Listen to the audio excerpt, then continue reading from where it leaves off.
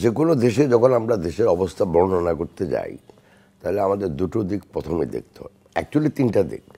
একটা হলো দেশের সামাজিক অবস্থা কী অবস্থায় আছে, দেশের রাজনৈতিক অবস্থা কোথায় আছে, দেশের অর্থনীতি কোথায় আছে। এর ভিতরে এই তিনটাই কিন্তু অঙ্গাঙ্গিভাবে জড়িত। যেমন মনে করেন যদি রাজনীতি ভালো না হয় তাহলে অর্থনীতি ভালো হবে না, অর্থনীতি ভালো না যদি হয় তার মানে হলো দেশে বিনিয়োগ হচ্ছে না, বিনিয়োগ যদি না হয় তাহলে কর্মসংস্থান হবে না, কর্মসংস্থান যদি না হয় তাহলে এই যে প্রতি বছর যে ২০ লক্ষ লোক কর্মবাজারে প্রবেশ করতেছে ১৬ বছর হইয়া, এই লোকগুলা কোথায় যাবে? তখন তারা তো ঘরে বসে থাকবে না, কোনো না কোনোভাবে তারা সমাজে কিছু না কিছু করবে যেটা সামাজিক শৃঙ্খলাকে নষ্ট করবে। তো সেটা আবার অর্থনীতিকে খারাপ করে। তো সেজন্যই রাজনীতি এবং অর্থনীতি প্রথমে এই দুটো অঙ্গভাবে জড়িত। কোনো দেশে নাই যেখানে রাজনীতি ভালো অর্থনীতি খারাপ, অর্থনীতি খুব ভালো রাজনীতি খুব খারাপ।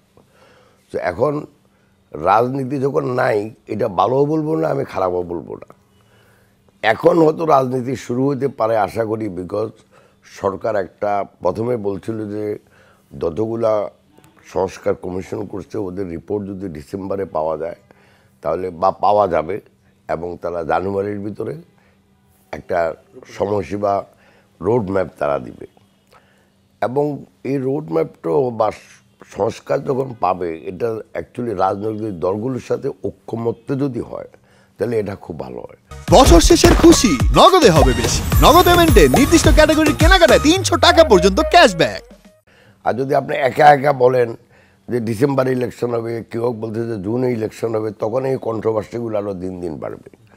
তো যেটা আমি মনে করি দেশের জন্য ভালো হবে সেটা হলো যখন যেভাবে আগে বলছে, যখনই সংস্কারের প্রস্তাবগুলো ডিসেম্বরের ভিতরে পাওয়া যাবে, জানুয়ারিতে সব রাজনৈতিক দলের সাথে কথাবার্তা আলাপ আলোচনা করে একটা ঐক্যমত্যে পৌঁছানো যে এই সংস্কারগুলোর ভিতরে কোন কোন সংস্কার এখন করবে, কোনটা ওনা করতে পারবেন, কোনটাতে ওনাদের অথরিটি আছে, এবং বাকি সংস্কারগুলা যেন ভবিষ্যতে করা হয় সেই জন্য রাজনৈতিক দলগুলোর ভিতরে একটা ঐক্যমত্যে পৌঁছানো ভালো। এই জন্য যেই সরকার গঠন করুক নির্বাচনের পর যেন ওই সরকার দায়বদ্ধ থাকে এই সংস্কারগুলো কাজগুলো শেষ করা। একটা দেশে তো একটা সরকার লাগে, তো সরকার গঠন করার পদ্ধতিটা কি, প্রকৃতিটা কি? নির্বাচন। একমাত্র যেই মানুষ যে সামাজিক প্রথা আজ পর্যন্ত আবিষ্কার করছে তার ভিতরে নির্বাচনী প্রথা হলো সবচেয়ে একটা বড় হাতিয়ার। আমরা বলি যে মানুষ জনগণ ক্ষমতার মালিক, তো জনগণ কীভাবে ক্ষমতার মালিক হয়? আমি আর আপনি যদি বাইরে যাই বলি যে আমি ক্ষমতার মালিক, তো আমাদেরকে তো হয়তো পাবনা পাঠাই দিব।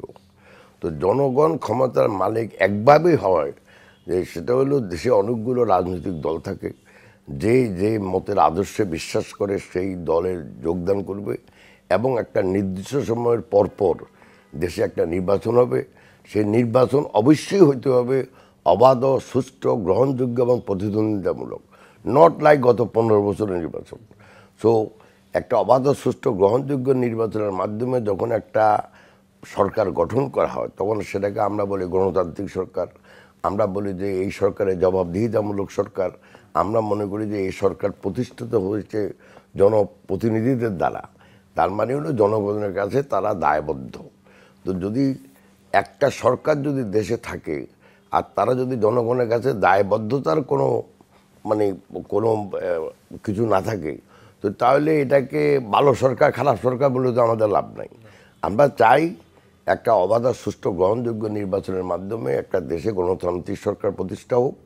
এবং এটা তো আজকে যেমন আমি বিএনপি করি, অতএব বিএনপির জন্য তো নতুন ইস্যু না এটা। আমরা 17 বছর থেকে এই একটা অবাধ, সুষ্ঠু, গ্রহণযোগ্য নির্বাচনের জন্য আন্দোলন সংগ্রাম করে আসতেছি। আমাদের লক্ষ লক্ষ নেতাকর্মী জেলে গেছে, জেল জুলুমের শিকার, অত্যাচার নির্যাতনের শিকার, অনেকে মারা গেছে, অনেকে খুন গুম হয়েছে। সো আমাদের সেই দাবি থেকে তো আমরা সরে আসিনি। আর আমাদের দাবি এটা হলো জনগণের দাবি। যে কোনো একজন জনগণকে যদি আমরা রাস্তায় জিজ্ঞাসা করেন তারা বলবে যে ভাই আমরা তো নির্বাচন চাই। তো আমরা নতুন কিছু বলতেছি না, শুধু আমরা চাচ্ছি এখন যে এই সরকারের কাছে যে আপনারা একটা প্রপার রোড ম্যাপ দেন। সে রোড ম্যাপটা এখন বলতেছে, কেউ বলতেছে ডিসেম্বর, আবার যদি একজন প্রধান উপদেষ্টা বলে যে ডিসেম্বরের ভিতরে ইলেকশন হবে, সম্ভাবনা আছে, এরপরে কিভাবে ওনার আরেকজন মুখপাত্র যায় বলে 2026-এর জুন মাসে হবে, তো এটার ভিতরে একটা কন্ট্রাডিকশন দেখা যাচ্ছে। এই কন্ট্রাডিকশনগুলা মানুষের মনে সন্দেহের সৃষ্টি করে।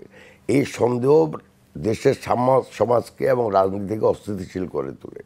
অস্থিতিশীল সমাজে কোনোদিন ব্যবসা বাণিজ্য প্রসার হয় না, কোনোদিন কোনো বিনিয়োগও হয় না। এখন তো কোনো বিনিয়োগ হচ্ছে না, বিনিয়োগ হবেও না। বিনিয়োগ যদি একটা সমাজে বা একটা দেশে আপনি করতে চান, বৃদ্ধি করতে চান, তাহলে প্রথম যেটা দরকার সামাজিক মূলধন, তারপরে লাগবে আর্থিক মূলধন, তারপরে লাগবে একটা মানুষের উদ্যোগ এবং উদ্যম তার ব্যবহার করা। তো সে যদি ওটা ব্যবহার করতে চায় তার দরকার আর্থিক মূলধন এবং দেশের অন্যান্য যে সামাজিক ব্যবস্থাপনা। এখন সামাজিক মূলধন বলতে আমি বলি যে মানুষে মানুষে একটা সহযোগিতাপূর্ণ সম্পর্ক, যেমন একটা রাজনৈতিক দলের সাথে আরেকটা রাজনৈতিক দলের সম্পর্ক, একটা সামাজিক গোষ্ঠীর সাথে আরেকটা গোষ্ঠীর সম্পর্ক, তারপরে একে অপরকে বিশ্বাস করা, চুক্তির বাস্তবায়ন যথাযথভাবে করা যদি না হয় তাহলে আপনি কোর্টে গেলে যেন চুক্তিটা বাস্তবায়ন করাতে পারেন। এখন আমাদের দেশে যদি আপনি একটা চুক্তি আমার সাথে করেন, সেই চুক্তি আপনি যদি ফলো না করেন, তাহলে আমি যদি কোর্টে যাই তো 20 বছরে তো ওটা কোনো বিচার পাচ্ছি না। তো এগুলো যদি ঠিক করা না হয় তাহলে তো দেশে বিনিয়োগ হবে না। আর এগুলি ঠিক করতে পারে যথাযথভাবে অনলি একটা নির্বাচিত সরকার। অন্য কোনো সরকারের পক্ষে এটা সম্ভব না, যদি করেও তারা জোর করে। যেমন আমরা 111 সরকারের সময় দেখছি অনেক সংস্কার করছে, কিন্তু পরের দিকে দেখা গেলো একটা সংস্কারও আর টিকে নাই। ওই নতুন সরকার, আওয়ামী লীগ সরকার এসে সব বাদ দিয়ে দিয়েছে।